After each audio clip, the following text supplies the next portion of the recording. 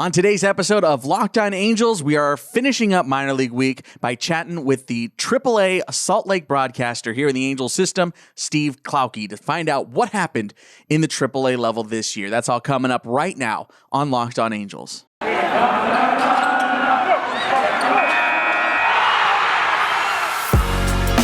You are Locked On Angels, your daily Los Angeles Angels podcast. Part of the Locked On Podcast Network, your team every day.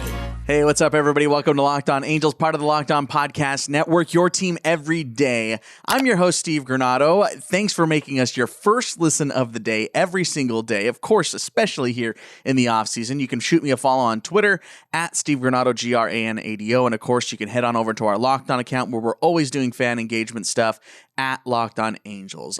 This is our finale of minor league week. If you have missed any of minor league week this week, you can go back. It's in a playlist here on YouTube, and of course, scroll back just a little bit further if you're listening on the audio side. But there is a full slate, about 2 hours worth of information if you are looking for it throughout the minor leagues in the Angel system here in 2021. So if you're looking for that, there is tons of content. Again, I will leave it all linked in the episode description here on YouTube, and scroll back just a little bit further here on your audio feed.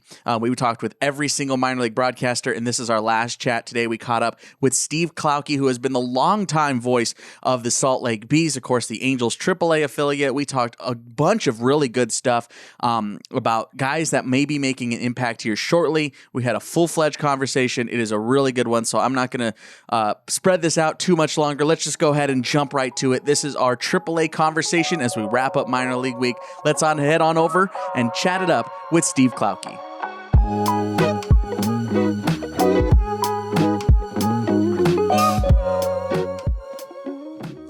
Steve, let's talk about the Bees.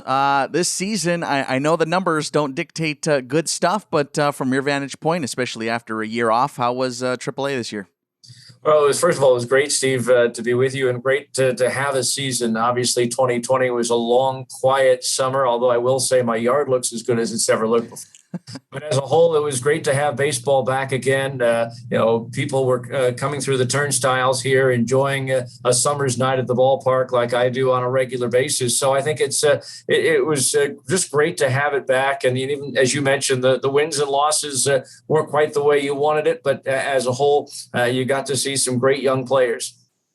And I know that we've been doing minor league week here every day here on Locked On Angels, and we've talked to all the other broadcasters, and every single one has said the same thing. That first month was so odd, and I'm curious if that made it all the way up to AAA. Was the competition level lower? Because you've been with the Bees for a while. You've seen plenty of AAA ball. Oh, there's no doubt. In talking to the scouts, they knew that it was going to be rough the first month and a half, because a lot of these guys had a year and a half off, and you just baseball is a game of repetitions and being able to play on a regular basis. And when you go that long without playing, I don't care what you do on the side, it's just not the same. And it really was rough around the edges, to say the least, early in the season. And note, too, that when we were speaking with the other broadcasters, and I got a chance to see it myself a little bit, too, the one thing that seemed to be off was just timing. Jumps, reads, things like that. Was that kind of the same thing you saw at the AAA level? Absolutely. Guys were maybe a half step slow here, and pitches were off a bit just because they just weren't as sharp as they should be, or could be, or will be. And so it was a situation where you knew it was going to be a little bit rough. And heck, from our standpoint, it was rough. I don't know how many times I said PCL instead of AAA. To this day, I'll still say PCL over AAA West. It just doesn't make any sense to have these generic names for the divisions. Yeah, no, I totally feel you on that one. I know I filled in for Went for a couple of games. I had to try my hardest not to say Cal League. I was just biting my tongue the whole way. But it's something that Angels fans throughout the especially at the end of the season, that we saw was just call up after call up after call up. And we didn't necessarily see it affect guys below you, but I got to imagine you were the one team that had to have felt it the most. I'm friends with Chris Sylvester, who filled in for you, and he told me, like, yeah, man, this is there's something missing here. Did you feel that? How did it affect the Bees this year? Oh, absolutely. And of course, it's been that way the last few years with the number of injuries that the big league club has had. That really has affected us. But I mean, it got to the point where, the poor Matthews was with us, and he was in the Pac-12 in the spring and had played like a 2 months worth of low A ball. And here he was having to play here on a regular basis. And I don't believe, yes, at the very end, he got his average up above 100. It was just a struggle for him on a day in and day basis. So, because one of the big differences I see in philosophies, with Perry Manassian as opposed to some of his predecessors is, usually in the past when we've had a situation like this, they would scour the Atlantic League and get some, guys with AAA experience, maybe in some cases big league experience to fill the gaps. He wanted to promote from within and fill the gaps from there. And so we didn't have that veteran experience down the stretch with the exception of a few players. Yeah, that's really not what we were used to seeing. Yeah, no kidding. That's strange. I actually want to take this conversation in that direction.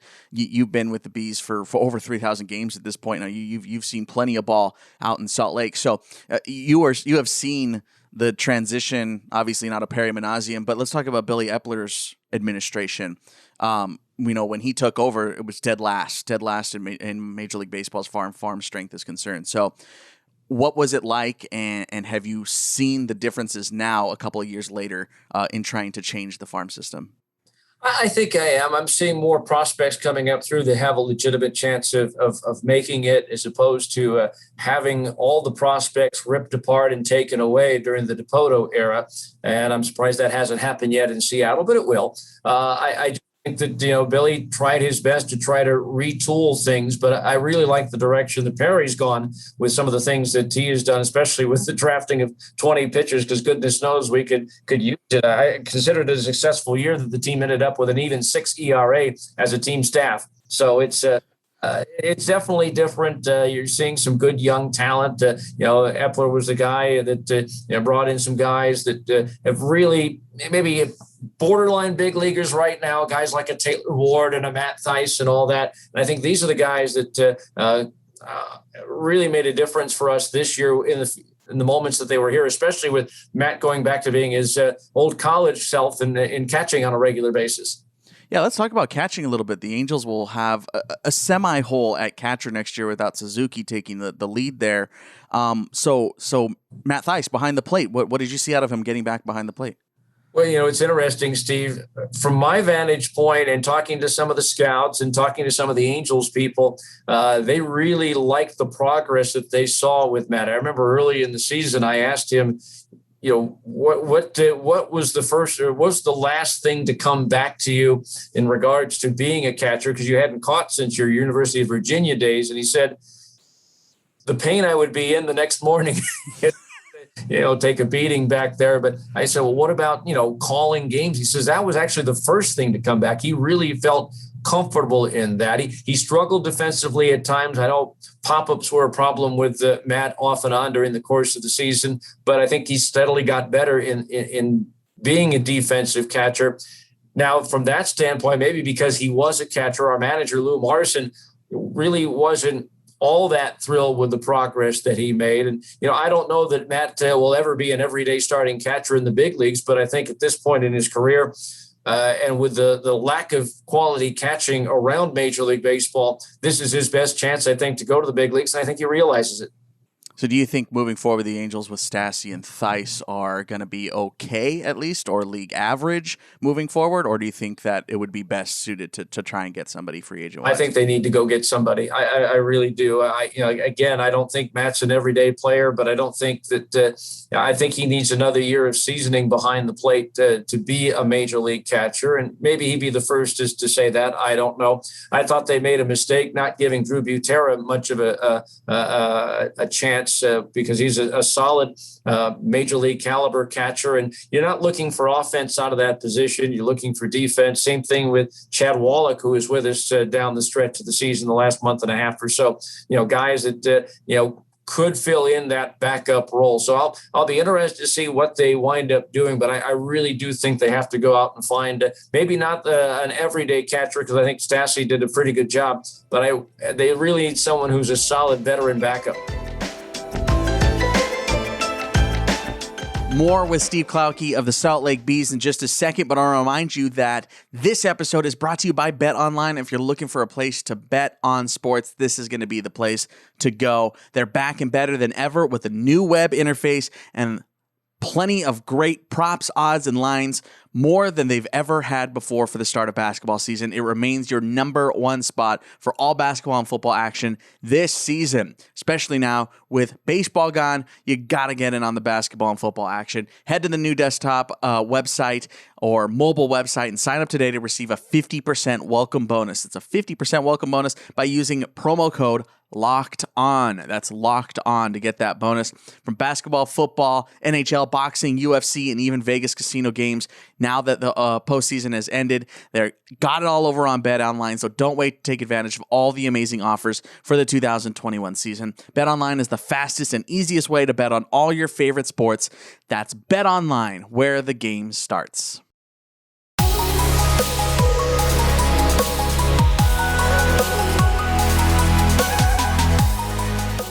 Chad Wallach, a guy I had the pleasure of watching when he was at Cal State Fullerton, my alma mater, and he was catching guys like Justin Garza and Michael Lorenzen, and he was on some really, really good Big West champion teams. Pretty much the last good era right now of Fullerton baseball. So I remember Chad Wallach very, very well.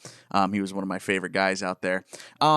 Let's talk a little bit more about the movement throughout the Angels system. One guy I want to just kind of use as the launching point, Jeremy Ochoa. A guy that played the majority of the year at Low A. I know he only played one game for you and only got to the plate a couple of times, but that's kind of more of a microcosm of the entirety of what happened this year throughout minor league baseball. Had you ever seen movement, especially the fast track, as much in the Angels organization as they did this year? No, not at all. I mean, when the season began, we had guys like an Austin Warren who was working out of the bullpen, a few others out of the bullpen that had Andrew Wentz that I thought, those were two guys that I hadn't seen before and I thought would, make nice AAA pitchers. I never expected either one to make it to the big leagues this year. And certainly the success that Austin Warren had was, great for him, maybe surprising for me. But, those are two examples of guys who are kind of brought up through the system a little bit maybe too quickly, but certainly they performed well when they had that opportunity. Cooper Criswell got beaten up a little bit here at the AAA level, but I've seen a lot of great prospects end up getting beat up in the old Pacific Coast League or AAA West because of the altitude and what have you. So definitely, saw guys going through the fast track, and some of them succeeded and some of them didn't.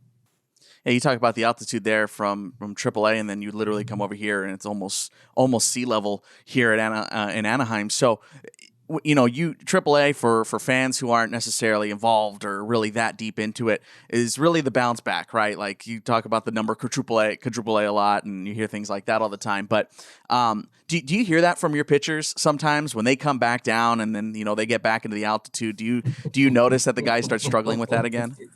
Oh, absolutely. There's no doubt about it. They actually they enjoy the road trips to Tacoma and Sacramento because those are the best pitchers parks in the league, and we played a lot of games in both of those places this year. So they know the difference. They feel the difference.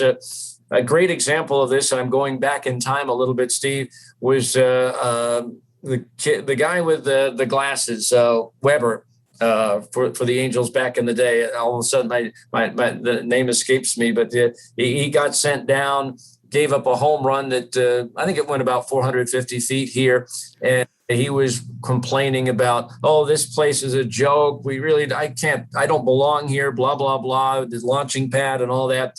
And Darren Erstad was there on rehab assignment, and he basically turned to the guy, shut up.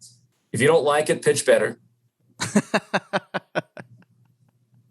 I love that. That's awesome. That is so awesome. Let's shift gears a little bit, Steve, and talk about Michael Stefanik. For Angels fans who aren't necessarily in on this story, haven't heard about this story, a second baseman, a guy that went undrafted and sent out a scouting video that you can still find on YouTube. Actually, you can still find that horizontal 2018 iPhone 10 YouTube video of him taking ground balls at his high school and eventually getting signed by the Angels. What impressed you most about Michael Stefanik? I just think he was so this is kind of a weird word, but calm at the plate. He wasn't very active back there. He just got up there, was aggressive at the plate, but he wasn't wild at the plate. He was a guy that was very capable. If he's in a situation where they needed it, he was more than willing to go with the pitch and punch it into right field and get the runner from first to third, do the little things that you needed to do to win. He was, up until the second to last at bat of the season, he was still in line for a chance for the league batting title. But unfortunately, when you close the season at Tacoma, your batting average does tend to go down, and it certainly did both for him and his competitor for Tacoma, Jose Marmolejos. Both of them struggled in that series, but Marmolejos homered in his last at bat to win the batting title over Michael. But Michael was steady as she goes all season long. No highs, no lows, no huge hitting streaks. I think he had a 12-gamer for the longest by the Bees this year. But as a whole, he was just a steady guy, game in and game out, that you really enjoyed watching at the plate.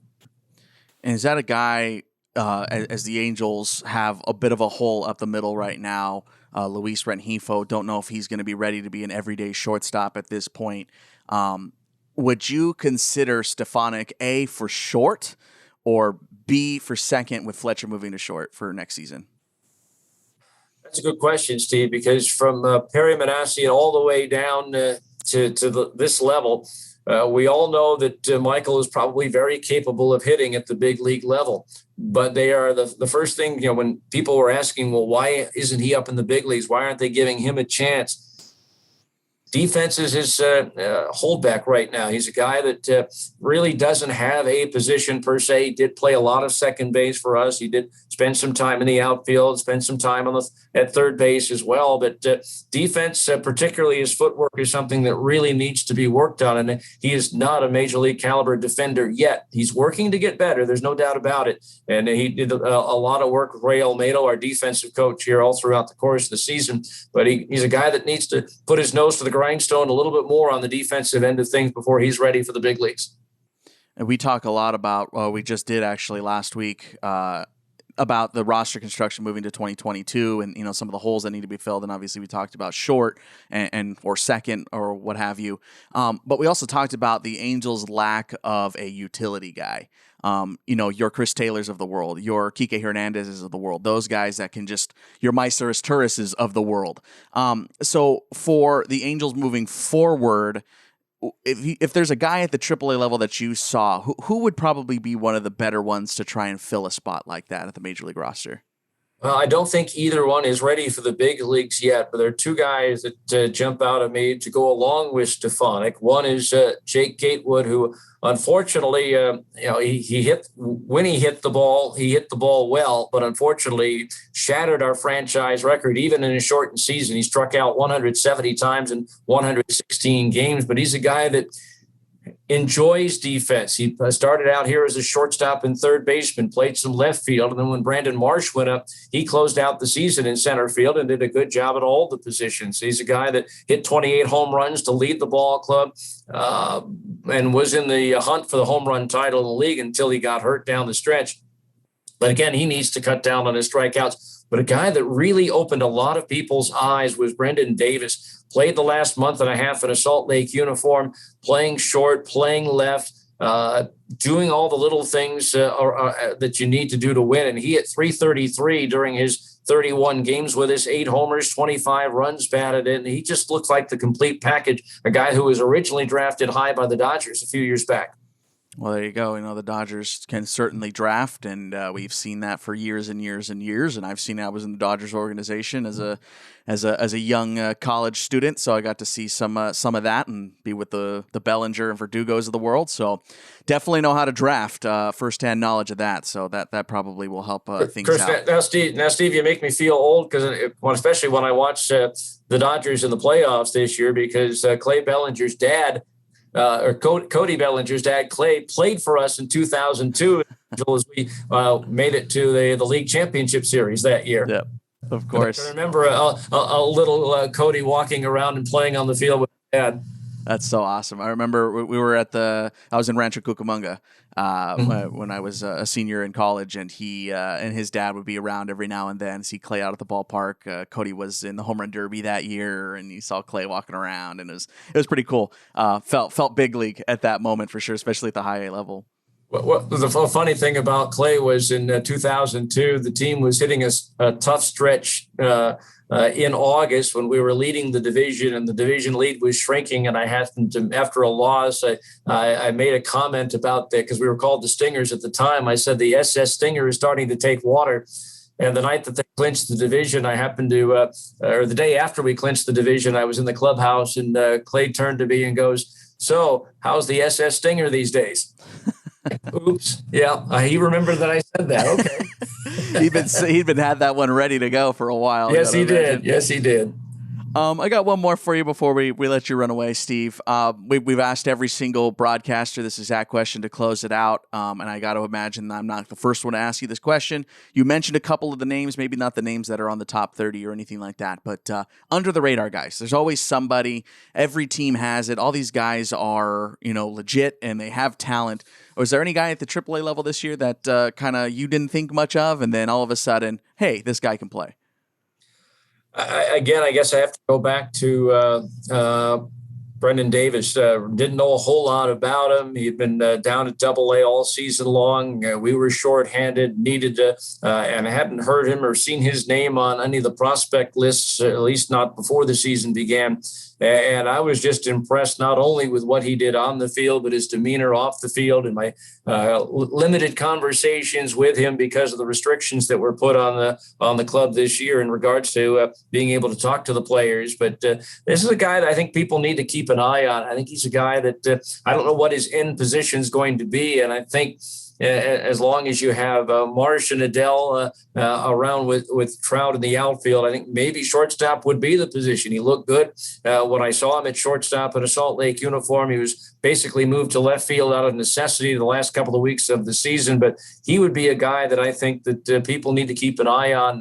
They'll likely start the 2022 season in a Salt Lake uniform, and we'll see what happens from there.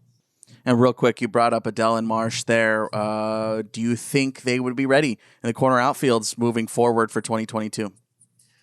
Definitely. I think so. I think Joe came this year with a whole different attitude. He was a guy that was relentless in his work ethic during the course of the early part of the season. The one thing they always said about Joe, he was a good ball player and all that, but it didn't seem like at times he would have fun playing the game.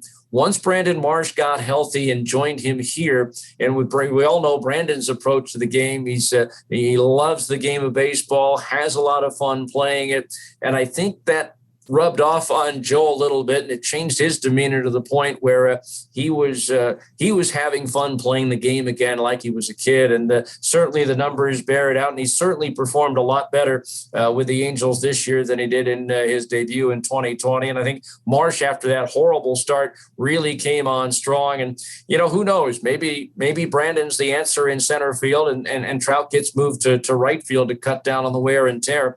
Well, that remains to be seen. I know that's been rumored and talked about, but whether that comes to fruition, certainly Brandon can handle the corner outfield spot as well. So I think the Angels outfield is in pretty good shape with Adele, Marsh, and Trout for a while.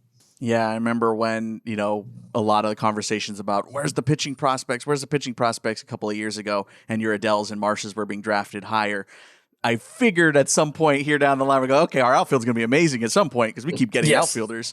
So it looks like that's finally come. And I think a lot, too, that hasn't been necessarily made about the Marsh-Adele situation is a lot of people, a lot of fans at least, will go, who can we trade Adele for? Who can we trade him for? What arm can we get? What arm can we get? And you go, whoa. You kind of got to keep these guys together now. They seem like they work in tandem, weirdly enough, like best friends on the field. And it seems like their successes kind of play off of each other. So it's kind of a weird dynamic you don't necessarily see in baseball a lot. No, absolutely. And I thought Adele did a pretty good job when he was with us, cutting down on the strikeouts, making solid contact. He had an impressive 477-foot home run. I think that was his longest of the year in Albuquerque, but more impressive was his 474 foot home run that he hit in Tacoma, because you're talking sea level in Tacoma, and you're talking 4,800 feet above sea level in Albuquerque, and he just absolutely crushed that ball. And it was so much fun to watch him play relaxed, I thought would be the best way to put it this year. And I think he finally has figured things out, and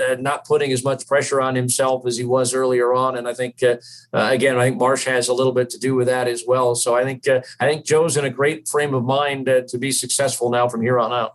Yeah, he seems very calm. I mean, as we're recording this, he was on like the MLB Twitch stream the other night, and was, he seems very comfortable with who he is now. And I'm very excited to see what the Angels get out of him moving forward. So for every Angels fan that's been yelling at me, trade Adele, hold on, let's see this thing work out first. But exactly. Steve, I really appreciate you joining us here on Locked On Angels, man. Your Twitter account or anything like that, if you want to talk about that and tell people where they can find you. Yeah, at SLB's Radio is my Twitter account. Glad to answer any questions.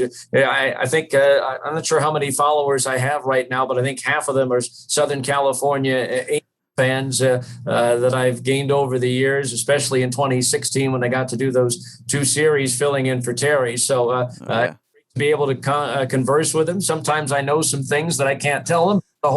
I try to be as open as I can with all the listeners, and so every once in a while we'll answer questions on the air. So hopefully we'll be able to do that again in 2022. Yeah, I really appreciate how you engage with the Angels fan base. Obviously, out in Salt Lake, you don't necessarily get to see it too often out here on the West Coast, but I really do appreciate that you are a part of the family, and I love that. I really love that. So, Steve, thanks so much for joining us, and hopefully we have you back again soon. I appreciate it, Steve. Thanks. Anytime. All right, one last thank you out to Steve Klauke and all the minor league broadcasters that took time away to chat with us. Again, there's like 2 hours worth of interviews now available here talking just directly minor league baseball. So much good content. If you missed any of it, again, it is linked. If you're watching on YouTube, hit that subscribe button. We got plenty of great content here in this offseason now that we are officially entered into the offseason with the World Series coming to a close. No more baseball for a while, so we got plenty of stuff to talk about. Off-season stuff, hot stove, free agents, all that stuff. And of course, we'll keep up with our minor leaguers. Of course we will. And all the CBA negotiations.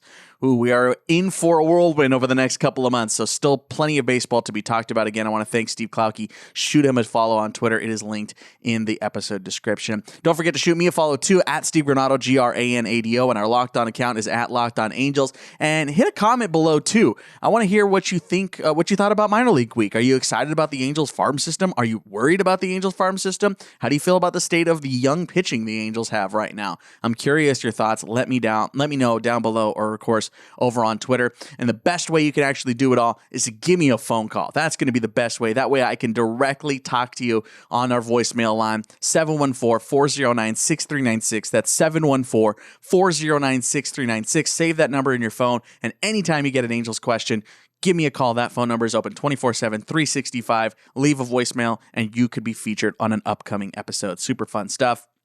Don't forget to check out my merch, 2-7 merch. It's available. The Shohei Ohtani logo, Just the Halo, Rory's words, and the original 2-7 logo are all available. Minimalist, Angels-inspired gear, t-shirts, jackets, hoodies, stickers, all that stuff is available now over on Redbubble. You know it's linked. It's great stuff. I got it right here. 2-7 logo. Boom.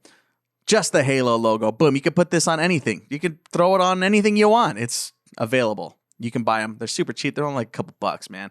They're available for you. Go check it out. Thanks for supporting my brand. Of course, my other podcast, Our Game, the search for the Latino Jackie Robinson and how it got way more complicated. We examine the Latin contributions to American baseball. It's an 8-part docuseries available on audio podcast platforms everywhere. We had Victor Rojas on, Maria Torres, Fabian Ardaya. We had tons of people on that show, and it's really, really cool. Go check it out and learn something. Now that we're in the offseason, you're going to need to fill that void. So go learn something about baseball. And of course, my other podcast, if you're looking for something completely different, Movies I Should Have Watched. It's a podcast where my best friend Alex and I are watching all the old movies we missed over the years, and we're seeing if they hold up in 2021. It's free. It's available. You know all this stuff. You know what else is free and available? After this being your first listen, your second listen of the day here on the Locked On Podcast Network is Locked On MLB. Go check it out with Paul Francis Sullivan, bringing you his unique perspective on the Major League past and present. It's also free and available everywhere. And of course, now that we're in the offseason and with all the CBA and free agent stuff that's coming your way, you need to stay informed. So go check out Locked On MLB.